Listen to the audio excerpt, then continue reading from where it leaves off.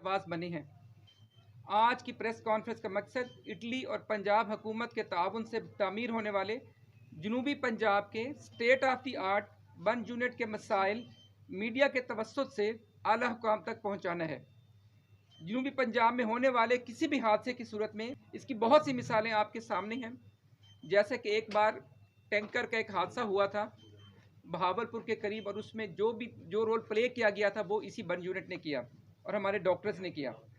पिछले कुछ अरसे से ये इदारा सियासत की भेंट चढ़ रहा है, बदकिस्मती की वजह से, जिसकी हम पुरजोर मजम्मत करते हैं। एक एक्स मेंबर कौमी असम्बली की बन यूनिट के मामलात में बेजा मुदाखलत हर गुजरते दिन के साथ बढ़ती जा रही है।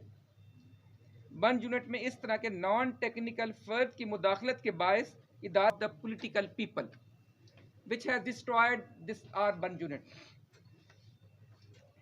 एक्स एमएनए की मुदाखलत पर हाल ही में मुस्ताफ़ी होने वाले फैसल्स को दोबारा ईडी की सीट पर बिठाया गया है, और इस सियासी मुदाखलत और पुष्ट पनाही की वजह से junior doctors which is very unfortunate.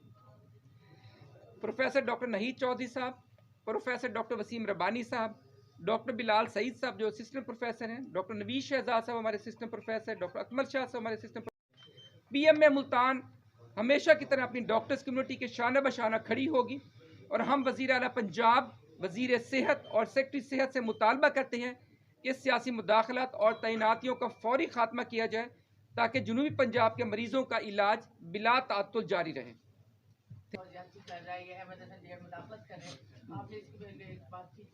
जी बिल्कुल, हमारी पहले भी कई बार बात हुई। हमारे चूँकि हमारे कंसर्न आते हैं वीसी साहब आकर, हमने अपने पहले राना अल्ताफ़ साहब थे, उस टाइम भी उनके नोटिस में भी इस चीज़ का बखूबी इल्म है कि यहाँ के बन यूनिट के मामलात में बेजा मुदाखलत की जा रही है। ये हमने उनको भी बताया, और उस वक्त जो भी हमारे ऑफिशियल्स थे ऊपर उनको भी हमने कन्वे किया। अब सारा गवर्नमेंट चेंज हुई है, उसके बाद हमने कल भी पहला जो हमने अपना एहतियाज रिकॉर्ड करवाया वो हमारे अपने वीसी साहब को बताया कि होना तो ये चाहिए था कि वीसी साहब के नोटिस में चीज़ें होनी चाहिए। हम उनके ज़रूर नोटिस में लाएँ, और इंशाल्लाह कल हमने काफ़ी अपनी जो ये प्रॉब्लम्स है, जो इश्यूज़ जहाँ के थे, हमने हाईलाइट किए हैं, और हमने हमने वज़ीर सेहत तक भी अपनी सब बातें पहुँचाई हैं कल वाली। सर ये कब तकरीबन पिछले 4-5 साल से चल रही है, और जो एमएनए है वो अहमद हसन डेर साहब हैं, और जो डॉक्टर साहब हैं वो अहमद अली मलिक साहब हैं।